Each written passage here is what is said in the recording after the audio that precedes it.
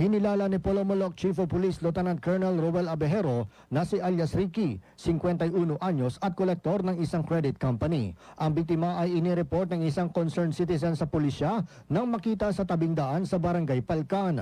Sinabi ni Abejero na na-recover ng mga pulis sa crime scene ang motor na sinakyan ng biktima at mga basyo ng 45 pistol.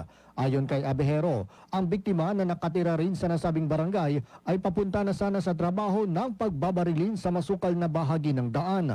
Lumabas sa investigasyon ng PNP na ang nasabing kolektor ay binawian agad ng buhay sanhi ng mga tama ng bala ng baril. Sinabi ni Abejero na inaalam pa ng PNP ang motibo ng di kilalang sospek sa pagpatay sa biktima.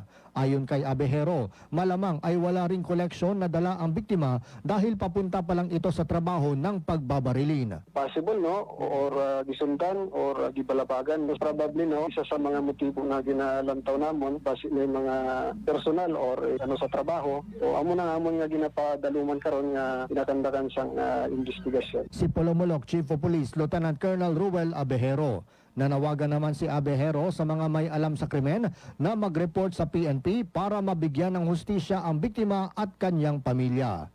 John Shinosa, NDBC, Bida Balita.